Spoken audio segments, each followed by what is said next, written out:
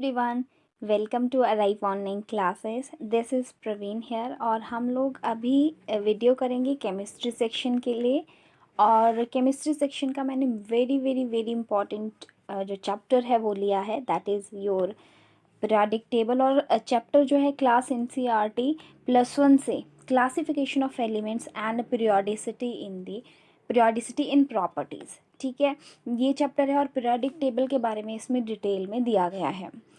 अगर बात करें पीरियोडिक टेबल की तो इसका बहुत ज़्यादा हाई वेटेज रहता है कॉम्पिटिटिव एग्ज़ाम में। बहुत ज़्यादा क्वेश्चन यहाँ से पूछे जाते हैं, चाहे वो application uses of metal, non metal, metalloids का है, एलॉयज़ के यूजेस हैं, या फिर उनकी प्रॉपर्टीज़ की बात कर लें तो वो हैं। ये सारी चीज़ें इंक्लूडेड हैं पीरियोडिक टेबल में। तो इंडिविजुअली अगर हम पीरियोडिक टेबल की बात करें तो बहुत बड़ा ये टॉपिक अपने आप में है। पहली बात, पहले पार्ट में मैं यहाँ पे जो डिस्कस करूँगी दैट इज़ कि पीरियोडिक टेबल है क्या, किस किस साइंटिस्ट ने पीरियोडिक टेबल के लिए काम किया है, कितने टोटल एलिमेंट का नंबर है, कौन कौन सा एलिमेंट किस ब्लॉक में प्लेस्ड है, ये सारी चीज़ें। और इसके जो ब्लॉक हैं S, P, D, F, ये हम आज डिस्कस करेंगे। ओके, यहाँ तक ठीक है, F ब्लॉक तक आज मैं आपको करवाऊँगी। चलिए, तो क्लासिफिकेशन ऑफ एलिमेंट के लिए एक पर्टिकुलर टेबल दिया गया है जिसमें सारे के सारे एलिमेंट्स जो हैं वो प्लेस किए गए हैं, उनको एक पर्टिकुलर जगह दी गई है अकॉर्डिंग टू देयर प्रॉपर्टीज़। ठीक है, अगर इसकी हिस्ट्री की बात करें तो सबसे पहले जो एलिमेंट्स की क्लासिफिकेशन, एलिमेंट होता क्या है? Element is the basic unit for all matter. कोई भी मैटर है दुनिया का, वो बना किस चीज़ से है? एलिमेंट से मिलके बना है। तो यहाँ पे 4 मेन जो है पीरियोडिक टेबल से रिलेटेड साइंटिस्ट के नेम आपको याद रखने हैं। सबसे पहले जो काम किया था वो थे आपके जोहान डॉबिनियर। ठीक है, इसने ट्राइड्स दिए थे अपने, या आगे मैं डिस्कस करूँगी इसको। न्यूलैंड्स का नाम याद रखना है, ऑक्टेव रूल इसने दिया हुआ है। ठीक है, इधर आप इसको ठीक कर लेना, लोहर मेयर। ठीक है, लोहर मेयर इसका नाम है।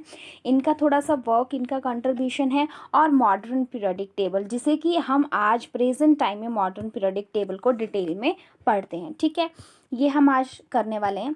फर्स्ट देखते हैं जो फर्स्ट ट्राइड्स दिए थे। ठीक है, जो कि फर्स्ट आए थे डोबेनियर ने दिए थे। नाम भी क्या रख रखे हैं, सीताराम, कमलादास, मोहनदास, रामचंद्र, ऐसे रख देते ना।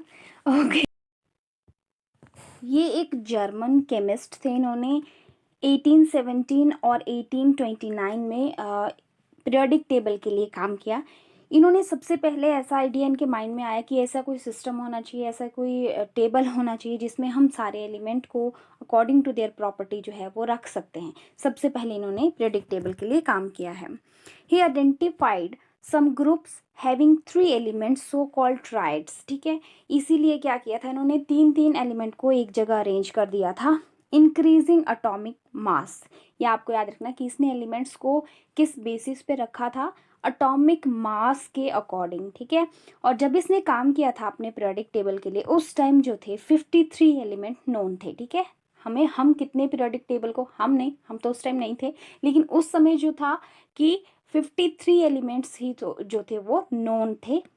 इसके बाद सेकंड है न्यूलैंड्स लॉ ऑफ ऑक्टेव, या ऑक्टेव लॉ भी बोलते हैं इसको।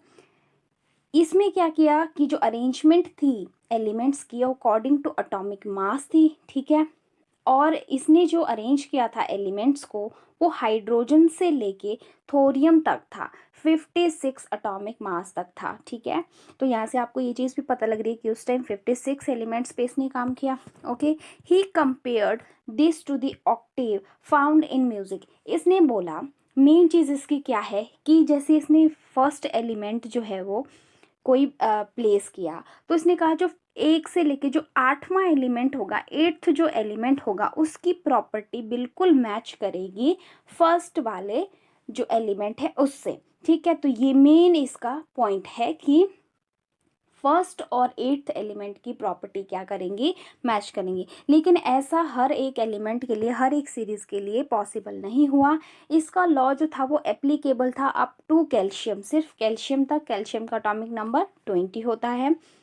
ठीक है, ये चीज़ आपको याद रखनी है कि कैल्शियम तक ही एप्लीकेबल था और फर्स्ट और 8th की प्रॉपर्टीज मैच करती थी। ओके, उसने कहा कि सिर्फ जो है 56 एलिमेंट ही एग्जिस्ट करते हैं पूरे वर्ल्ड में, और इसने ये भी कहा था कि फ्यूचर में कोई भी एलिमेंट नहीं आएगा, ठीक है। तो इसलिए भी ये लॉ फेल हो गया, क्योंकि आज हम कितने ज़्यादा एलिमेंट्स को जानते हैं, राइट। लेकिन इसने जो काम किया, ठीक है, इसके लिए इसे एक प्राइज़ भी दिया गया था, डेवी मेडल इन 1887, और ये किसने दिया था, रॉयल सोसाइटी इन लंदन, ठीक है। इसके बाद very very important, Mendeleev's periodic table. यहाँ से बहुत ज़्यादा क्वेश्चन बनते हैं, लेकिन ये बेसिक आपको पता होना चाहिए कि जो लॉ है किसने दिए हैं और क्या काम किया और कितने एलिमेंट उसने अपने पीरियोडिक टेबल में रखे थे, तो ये बेसिक आपको पता होने चाहिए।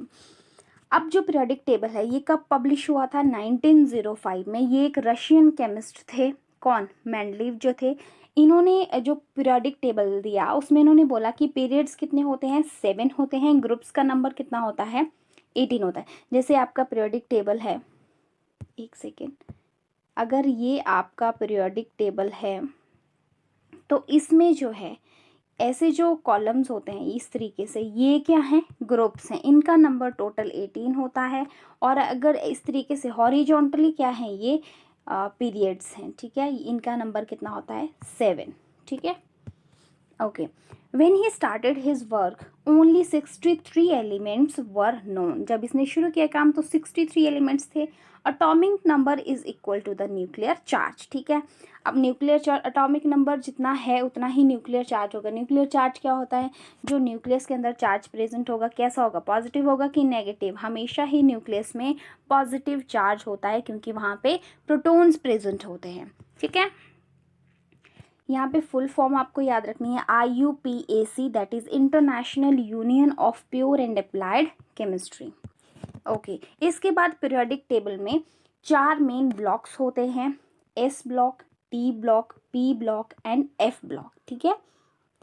और ये जो ब्लॉक बनाए जाते हैं ये किस बेसिस पे बनाए जाते हैं, एलिमेंट्स, या इसमें जो एलिमेंट होते हैं वो किस बेसिस पे इनमें रखे जाते हैं, element in the periodic table based on the orbits, orbital जो हैं उसके, ऑर्बिटल नॉट ऑर्बिट, ऑर्बिटल्स जो हैं that are being field.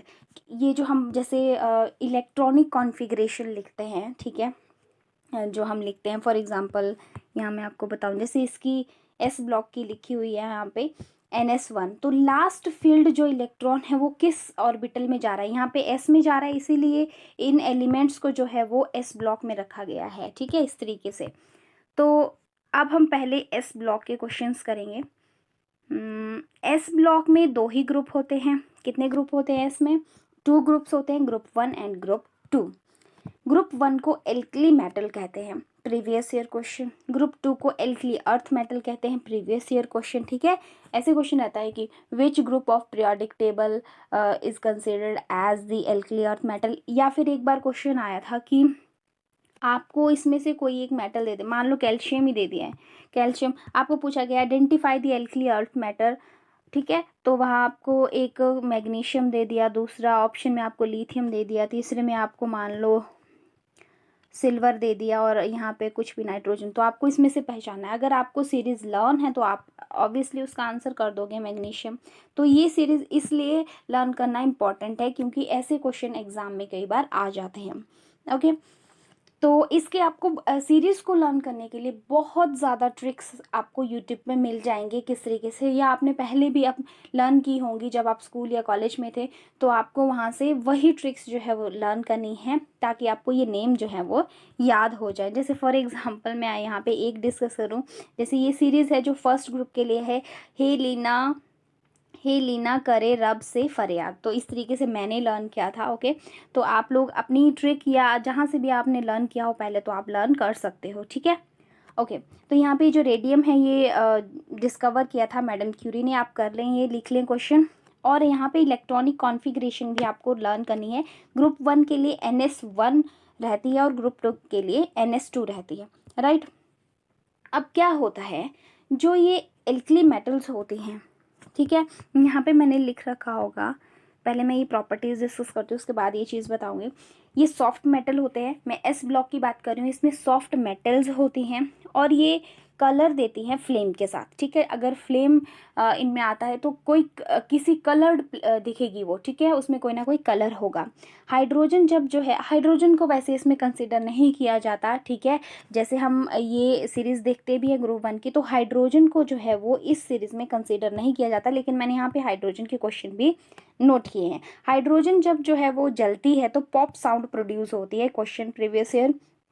Hydrogen जो है वो लाइटेस्ट नॉन मेटल है। क्या है? लाइटेस्ट नॉन मेटल है। सारे के सारे क्वेश्चन वेरी वेरी इंपॉर्टेंट है, नोट कर लीजिए। हाइड्रोजन को फ्यूचर फ्यूल भी बोला जाता है, क्योंकि फ्यूचर में प्रोबेबिलिटी है कि एज अ फ्यूल हाइड्रोजन को यूज़ किया जा सकता है। बात करें कि हीलियम और हाइड्रोजन दोनों ही जो है कॉम्बिनेशन में बैलून्स में फिल होती हैं। कई बार ऑप्शन में हीलियम ही होता है, तो हीलियम करेक्ट हो जाएगा वहाँ पे। हाईएस्ट क्लोरोफिक वैल्यू होती है इनकी, जो आपके first and second group elements हैं। इसके बाद जो लाइटेस्ट मेटल की बात करें, अगर अब जैसे मैंने नॉन मेटल बोला, तो नॉन मेटल में मैंने क्या बोला आपको कि वो हाइड्रोजन है। अगर गैस की बात करेंगे तो वो भी हाइड्रोजन होगा, और लाइटेस्ट एलिमेंट की बात करेंगे तो वो भी हाइड्रोजन होगा। मेटल होगा तो लिथियम होगा। Lightest element found on the nature, in the nature on earth, कुछ भी आएगा तो वो हाइड्रोजन ही होता है, ठीक है। इसमें जो सोडियम और पोटाशियम आते हैं तो वो उनको हम स्टोर करके रखते हैं कैरोसिन ऑयल में, क्योंकि अगर इनको फ्री रखेंगे तो एयर में जो ऑक्सीजन के साथ कंबाइन होके ये क्या कर लेते हैं, फायर को कैच कर लेते हैं, आग लग जाती है। सोडियम को हम कट कर सकते हैं विद नाइफ। तो ये सारे बेसिक क्वेश्चन हैं और ये पूछे जा चुके क्वेश्चन हैं और वेरी इंपॉर्टेंट है, ओके। इसके बाद डी ब्लॉक की बात करेंगे। डी ब्लॉक में जो है ग्रुप 3 से ग्रुप 12 तक के जो पूरे एलिमेंट हैं वो आते हैं। सबसे ज़्यादा डिफ़िकल्ट होता है ग्रुप डी को याद रखना, उसके एलिमेंट्स को याद रखना, क्योंकि बहुत सारे हैं और इनकी जो ट्रिक्स हैं वो भी अजीब जैसी मिलती हैं स्टूडेंट्स को। लेकिन अभी लास्ट टू लास्ट टेट में ग्रुप डी से ही क्वेश्चन आया था। एक एलिमेंट, पता नहीं कौन सा एलिमेंट उन्होंने डाला था, तो वो पूछा था कि identify the element of group D. तो आपको अगर पता होगा कि उसमें ये प्रेजेंट है तभी तो आप ऑप्शन में करेक्शन कर पाओगे, ठीक है, ओके। ट्रांजिशनल एलिमेंट बोलते हैं क्योंकि ये जो मेटल और नॉन मेटल के बीच के जो एलिमेंट्स हैं वो हैं, मतलब ये एस और पी ब्लॉक के बीच की ट्रांजिशन को शो करते हैं, राइट। इसमें सारी की सारी मेटल्स होती हैं। हाई मेल्टिंग और हाई बॉइलिंग पॉइंट होता है इनका, ओके। ये कलर्ड आयंस बनाते हैं और टोटल ग्रुप मैंने बोला 13 to 12 है, तो टोटल काउंट करोगे तो 10 इनका नंबर होता है। Electronic configuration, general electronic configuration आपको सभी की लर्न करनी है, ओके। एस की तो बिल्कुल सिंपल है, NS1, ठीक है, और NS2 ग्रुप 2 के लिए ये तो बिल्कुल ही इजी है।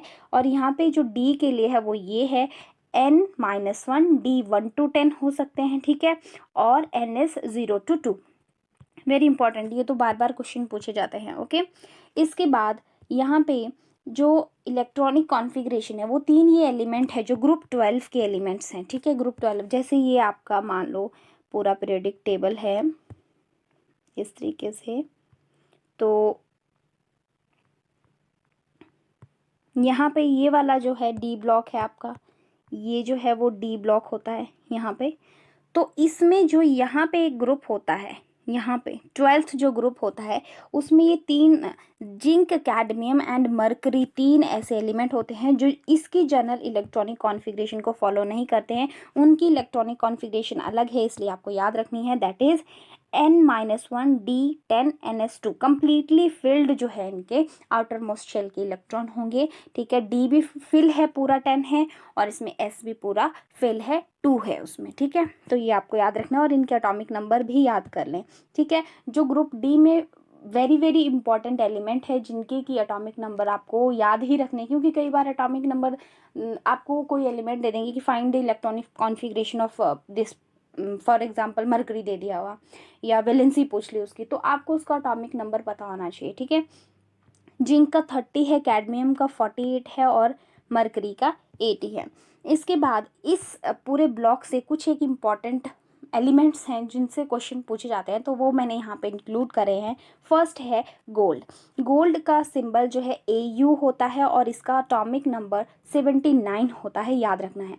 प्योर गोल्ड कितने कैरेट का होता है? 24 कैरेट का होता है। फेक गोल्ड किसको बोलते हैं? पायराइट को बोलते हैं। पायराइट का जो फॉर्मूला है दैट इज़ SO2।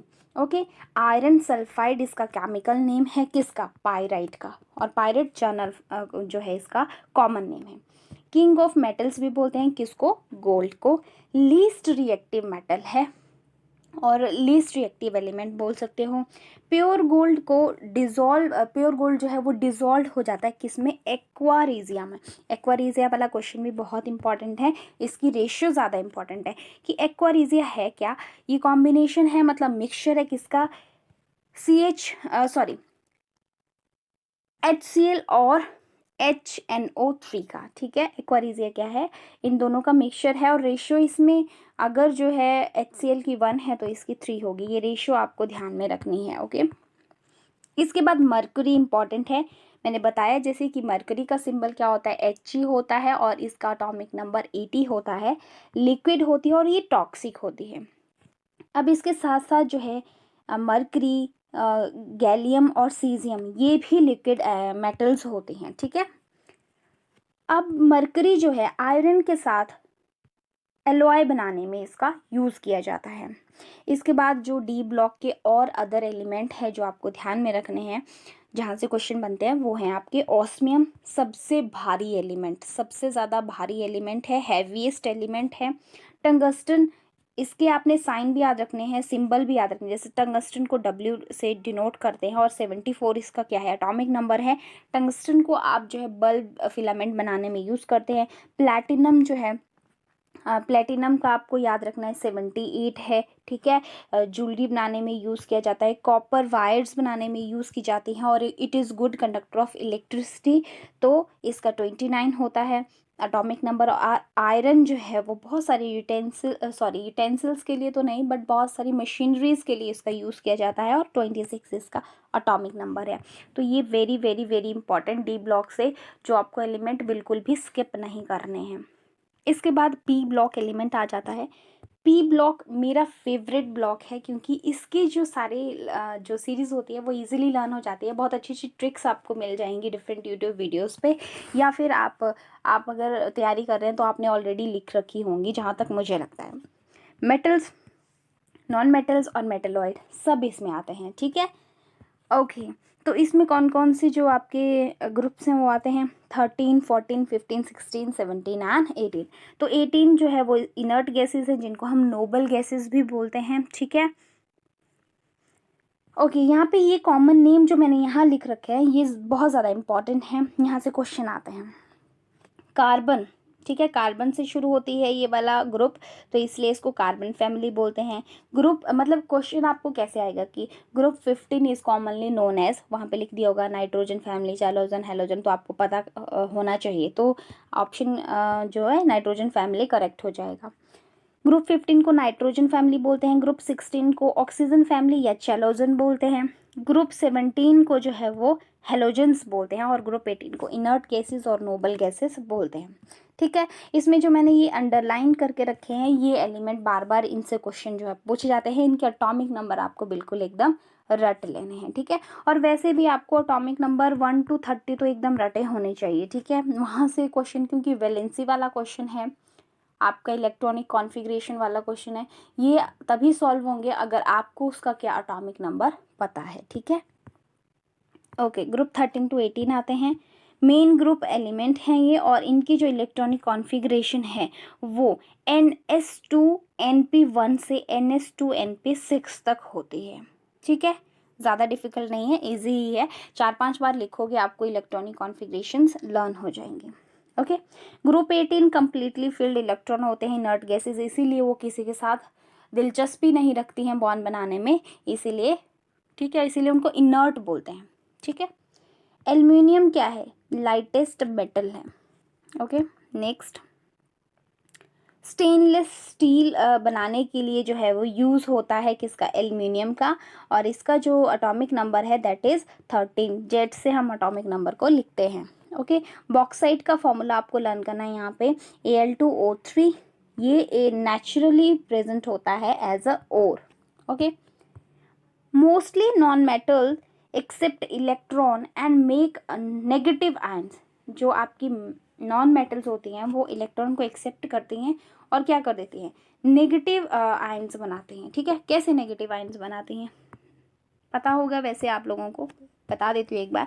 जैसे मान लो कोई नॉन मेटल है, कौन सी नॉन मेटल मैं लूँ, एक मिनट। नॉन मेटल मान लो मैं ले लेती हूँ नाइट्रोजन, एटॉमिक नंबर 7। अब इसकी अगर हमें देखो, इसके पास अगर जो एक इसका शेल है उसमें 2 इलेक्ट्रॉन आ जाएंगे, इसके बाद कितने बचे, 5 बचे ना, इसके पास कितने बचे, 5 बचे। अब प्रोबेबिलिटी इसको ऑक्टेट पूरा करना है, 8 पूरा करना है, तो इसको 3 इलेक्ट्रॉन की ज़रूरत है। ठीक है, मैंने बोला कि ये जो मेटल्स होती है नॉन मेटल, ये एक्सेप्ट करती हैं इलेक्ट्रॉन को, तो ये क्या करेगी, 3 इलेक्ट्रॉन को एक्सेप्ट करेगी और अपना ऑक्टेट क्या कर लेगी, पूरा कर लेगी। अब जब ये अपना ऑक्टेट पूरा करेगी, मतलब इसका जो एटम है इसमें पॉजिटिव साइन होगा, सॉरी सेंटर में पॉजिटिव साइन होगा, और इसके पास ऑलरेडी कितने 7, तो इसके 7 इसका एटॉमिक नंबर था, तो इलेक्ट्रॉन भी टोटल 7 ही होंगे। यहाँ पे जो प्रोटॉन्स हैं वो भी टोटल 7 ही होंगे। ठीक है, अब इसने 3 और इलेक्ट्रॉन ले लिया अपना ऑक्टेट पूरा करने के लिए, 3 इलेक्ट्रॉन इसने लिए, तो 3 जो नेगेटिव साइन है वो इसके ऊपर आ गया। मतलब कि वैसे तो न्यूट्रल था, वैसे नाइट्रोजन के ऊपर कोई साइन नहीं था, लेकिन जब इसने 3 इलेक्ट्रॉन लिए तो इसके ऊपर नेगेटिव साइन आ गया। इसीलिए लिखा होता है कि ये नेगेटिव आयन्स बनाते हैं और एक्सेप्ट करते हैं इलेक्ट्रॉन्स को। ठीक है, यही मतलब है। आप कोई और एग्जाम्पल ले सकते हो। ठीक है, फॉर एग्जाम्पल आप क्लोरीन ले लो। ठीक है, इस तरीके से। ओके, नाइट्रोजन तो फ्री स्टेट पे रहती है, इसको कोई मतलब नहीं है वैसे तो। ओके, नाइट्रोजन जो है वो 78% आपको पता है प्रेजेंट होती है एनवायरमेंट में, और टायर्स में यूज़ होता है इसका। लीस्ट रिएक्टिव गैस है, नॉन मेटल है। ये चिप्स पैकेट्स में भी इसका यूज़ किया जाता है। मॉइस्चर एब्जॉर्बर होती है, इसीलिए इसको जो है वो हाइग्रोस्कोपिक सॉल्ट बोलते हैं। ठीक है, क्यों बोलते हैं, क्योंकि मॉइस्चर को एब्जॉर्ब कर लेती है। ये रिएक्टिव होती है वेरी हाई टेम्परेचर पे। ठीक है, ये सारी चीज़ें आपने नोट करनी है। यहाँ से फॉस्फोरस की बात करेंगे। फॉस्फोरस जो है 3 फॉर्म्स में प्रेजेंट होता है, रेड फॉस्फोरस, ब्लैक फॉस्फोरस और वाइट फॉस्फोरस। ठीक है, जो फॉस्फोरस है वो उसकी बर्निंग हो जाती है एयर में, अगर ऐसे खुला छोड़ देंगे तो एयर में उसकी बर्निंग हो जाएगी। मैच बॉक्स के लिए जो फॉस्फोरस यूज़ होता है वो रेड फॉस्फोरस का यूज़ होता है। वाइट फॉस्फोरस को कोल्ड वाटर में स्टोर किया जाता है। नेक्स्ट इज फ्लोरीन, यहाँ पे फ्लोरीन का लेना। फ्लोरीन इज हाईएस्ट रिएक्टिव, सबसे ज़्यादा रिएक्टिव है एलिमेंट। ठीक है, और इसके बाद क्लोरीन येलोइश गैस होती है और लिक्विड होती है रूम टेम्परेचर पे। अकॉर्डिंग टू WHO, ये इंपॉर्टेंट है, according to WHO in drinking water percentage कितना होना चाहिए क्लोरीन का ड्रिंकिंग वाटर में, 0.2 to 0.5 mg पर लीटर। ठीक है, इसको नोट कर लें। वैसे सारी चीज़ें नोट करेंगे आप लोग, क्योंकि सारी इंपॉर्टेंट है। कंक्लूज़न है सारे चैप्टर का, जो कंक्लूज़न है वो है इसका NCERT कंक्लूज़न। ब्रोमीन एक ऐसी नॉन मेटल है जो लिक्विड फॉर्म में प्रेजेंट होती है। आयोडीन लस्ट्रस होती है, मतलब चमकीली होती है। और जो गॉइटर की ट्रीटमेंट है उसके लिए यूज़ किया जाता है इसको। कौन सा आइसोटोप, आयोडीन 131, ये वेरी वेरी इंपॉर्टेंट। इसके बाद टिंचर ऑफ आयोडीन, ये क्या है टिंचर ऑफ आयोडीन, ये आयोडीन और इथेनॉल का मिक्सचर है जो कि एंटीसेप्टिक इसका यूज़ होता है हॉस्पिटल वगैरह में। इसके बाद लास्ट हमारा जो ब्लॉक है that is F block. F block के पास 2 रोज होती हैं। ठीक है, जो पीरियोडिक टेबल के नीचे लेंथेनॉइड और एक्टेनॉइड की सीरीज होती है वो इसमें आते हैं। ठीक है, जर्नल इलेक्ट्रॉनिक कॉन्फ़िगरेशन क्या है इसकी, N-2 7 1 to 14, NSD 0 to 1 और NS2 जो है वो कम्प्लीटली फिल होगा। इसके बाद दे आर ऑल मेटल्स, ये सारी क्या है, मेटल्स हैं। हैवी मेटल्स इसमें आती हैं। एक्टिनॉइड और लेंथेनॉइड सीरीज इसमें आती है। जो एक्टिनॉइड्स होते हैं वो रेडियो एक्टिव होते हैं। ठीक है, और इनका यूज़ कहाँ किया जाता है, न्यूक्लियर रिएक्शंस में। ठीक है, एक्टिनॉइड्स का यूज़ कहाँ किया जाता है, न्यूक्लियर रिएक्शंस में, और इनका high melting and boiling point होता है। ओके, तो ये एफ ब्लॉक एलिमेंट से। इसके बाद कुछ एडिशनल क्वेश्चन जो पूछे जाते हैं पेपर में। नॉन मेटल क्या, ऐसी नॉन मेटल जो बेस्ट कंडक्टर है इलेक्ट्रिसिटी की वो है ग्रेफाइट। ओके, अच्छा मेंटल ही लिख दिया है मैंने यहाँ पे मेटल कर लेना भाई। ऐसी कौन सी मेटल है जो बेस्ट कंडक्टर होती है इलेक्ट्रिसिटी की? तो सिल्वर, बहुत मिस्टेक करी है मैंने लिखते टाइम। सिल्वर, कॉपर, गोल्ड जो है ये सारी बेस्ट कंडक्टर होती है। सबसे ज़्यादा जो सबसे अच्छी जिसे इलेक्ट्रिसिटी का कंडक्टर माना जाता है वो सिल्वर है, उसके दूसरे नंबर पे कॉपर है, उसके बाद गोल्ड आता है। ठीक है। मोस्ट रिएक्टिव नॉन मेटल कौन सी है? फ्लोरीन है। मोस्ट रिएक्टिव मेटल कौन सी है? वो सीजियम है। नॉन मेटल पूछेंगे तो फ्लोरीन होगा और मेटल पूछेंगे तो सीजियम होगा। रस्ट फ्री अगर हमें आयरन बनाना है तो किस प्रोसेस से उसको बनाते हैं? उसको हम गैल्वेनाइजेशन बोलते हैं। इसमें क्या होता है कि जो लोहे की कोई चीज़ है, ठीक है, आयरन है, उसके ऊपर जिंक की कोटिंग चढ़ा देते हैं, उसी प्रोसेस को हम गैल्वेनाइजेशन बोलते हैं। वैसे जो जिंक है फिर वो जिंक ऑक्साइड बना के जिंक ऑक्साइड की एक परत बना देता है, किसके ऊपर? उस आयरन जो मशीन है या कुछ भी जो कोई एक चीज़ है उसके ऊपर बना देगा उस परत को, और उस आयरन को रस्टिंग से प्रिवेंट करेगा। Alloy used in tooth filling that is mercury और जो सिल्वर है उसका कॉम्बिनेशन, उस एलॉय को, सिल्वर एलॉय इसको बोलते हैं अमलगम। ठीक है, अमलगम आता है ऑप्शन में, ये कर लें। मेन ओर ऑफ आयरन क्या है? हेमाटाइट है। तो ये थे इम्पॉर्टेंट क्वेश्चन पीरियोडिक टेबल से। और अब पीरियोडिक टेबल के और भी बहुत ज़्यादा क्वेश्चन होते हैं, जैसे along the period metallic character increase करता है, डिक्रीज करता है, आयनाइजेशन एंथैल्पी कहाँ को बढ़ती है, कहाँ को कम होती है, इस तरीके के, मतलब ये प्रॉपर्टीज़ हैं आगे, फिजिकल प्रॉपर्टीज़। और तो ये नेक्स्ट वीडियो में मैं आपको करवाऊंगी। यहाँ तक आप ये कर लें। थोड़ा सा डिफ़िकल्ट लग सकता है उन लोगों को जिनको केमिस्ट्री में इंटरेस्ट नहीं है, तो आप नोट्स बना लें पहले इसके, और इसके बाद ये सारे जो नोट्स हैं ये सारे आप एनसीईआरटी के according plus additional previous year question को देख के और अदर बुक्स को कंसर्न करके बनाए गए हैं। तो आप इन नोट्स को जो है पीरियोडिक टेबल के कोई जो आपको क्वेश्चन आएंगे वो यहाँ से बाहर नहीं जाने वाले हैं। ठीक है। आगे हम आयनाइजेशन एंथैल्पी पढ़ेंगे, फिर आगे जो एटॉमिक रेडियस वगैरह हैं वो सारे क्वेश्चंस मैं आपको करवाऊंगी। ओके।